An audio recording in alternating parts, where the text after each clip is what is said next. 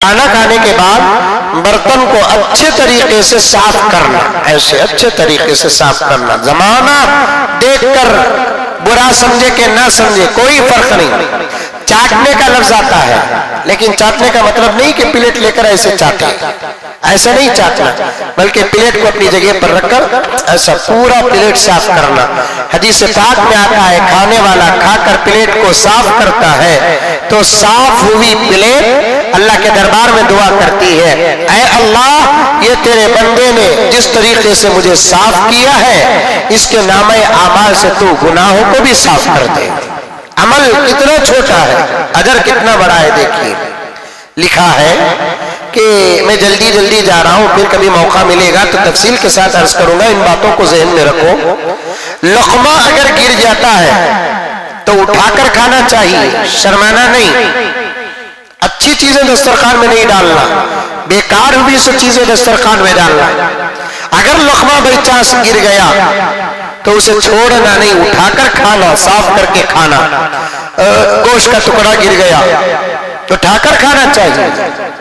حدیث پاک میں آتا ہے دسترخوانوں میں گری ہوئی چیز کو اٹھا کر کھانے سے، دسترخوانوں میں گری ہوئی چیز کو اٹھا کر کھانے سے اس آدمی کا جنت میں حوروں سے جو نکاح ہوتا ہے، اس عمل کو اللہ تعالیٰ بطور مہر کے ادا کرا دیتے ہیں۔ اللہ دسترخوانوں میں گری ہوئی چیز کو اٹھا کر کھانا جنت کے حوروں کا مہر ادا کرنا ہے۔ اللہ اکبر۔ یہاں تو دنیا کی عورت کا مہر ہی ادا نہیں کرتے، وہاں کی عورت کا مہر کیا ادا کریں گے؟ پوچھوں گا نہیں، بولنا نہیں۔ کتنے مسلمان مہر ادا نہیں کرتے؟ تو گری ہوئی چیز کو اٹھا کر کھا لینا چاہیے۔ حضرت حذیفہ ابن یمان ایک مرتبہ جنگ کو گئے، اس ملک کے بادشاہ نے جنگ سے پہلے صحابہ میں سے کسی صحابی کو بات کرنا چاہتا تھا تاکہ جب بات سے مسئلہ حل ہو جائے تو پھر جنگ کی ضرورت نہیں۔ تو جماعت میں سے حضرت حذیفہ کو متکلم بنا کر بادشاہ کے دربار میں بھیجا گیا۔ حضرت حذیفہ ابن یمان بادشاہ کے دربار میں آتے ہیں، آ کر داخل ہوتے ہیں، سر نہیں جھکائے۔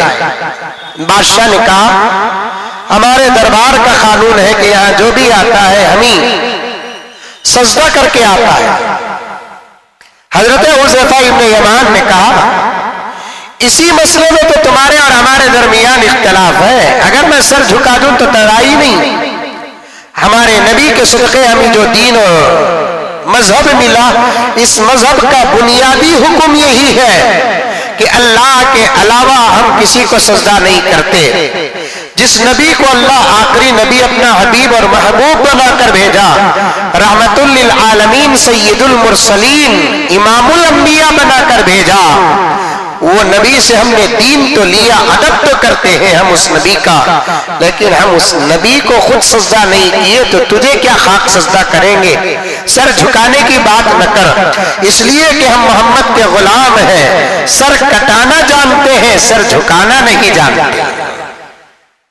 ہمیں جھکانے کی کوئی کوشش نہ کرے، محمد کے غلاموں کو کسی بھی ملک میں جھکانے کی کوشش نہ کرے، اس لیے کہ ہم جھکتے ہیں تو صرف وحدہ لا شریک کے سامنے جھکتے ہیں اور اس کے علاوہ ہم کسی کے سامنے جھکتے نہیں ہیں۔ تو پھر بالکل بادشاہ کے بازو ایک کرسی رکھی ہوئی تھی، اس بادشاہ کی کرسی کے سامنے آ کر بیٹھ گئے حضرت حذیفہ ابن یمان۔ تو بادشاہ نے کہا تم لوگوں کو بیٹھنے کا طریقہ نہیں آتا، ہمارے دربار میں کوئی آدمی ہمارے لیول میں نہیں بیٹھتا اور تو ہمارے لیول میں بیٹھا ہوا ہے۔ حضرت حذیفہ ابن یمان نے کہا کہ بھائی یہ لیول کی باتیں چھوڑ دو، تو بھی انسان ہے ہم بھی انسان ہیں۔ ہم جب نبی کے ساتھ صف میں کھڑے ہو کر نماز پڑھتے ہیں اور بیٹھتے ہیں، تیری حیثیت اور بساط کیا ہے؟ ہمارا نبی جو ساری دنیا میں اللہ کے بعد سب سے بڑا درجہ ہے، وہ صحابہ کے ساتھ مل کر ایسے بیٹھ جاتا کہ باہر سے آنے والے کو پتہ نہیں چلتا کہ اس جماعت میں محمد الرسول اللہ کون ہے۔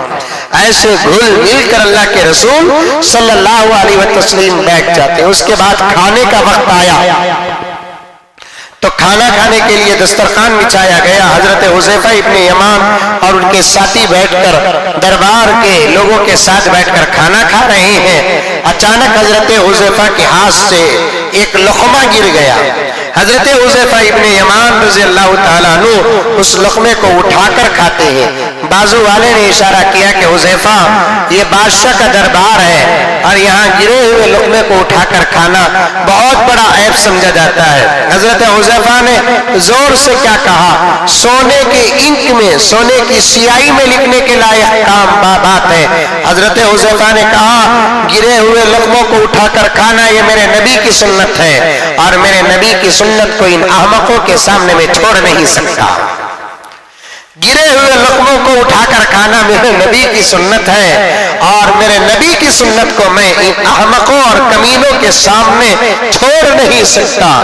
اترک سنت رسول اللہ صلی اللہ علیہ وسلم لہؤلاء الحمقاء, کیا ان احمقوں کے سامنے میں نبی کی سنت کو چھوڑ دوں؟ ہماری عزت تو نبی کی سنت میں ہے, ہماری شان تو نبی کی سنت میں ہے, ہماری آن تو نبی کی سنت میں ہے. ہم نبی کی سنت کو چھوڑ نہیں سکتے.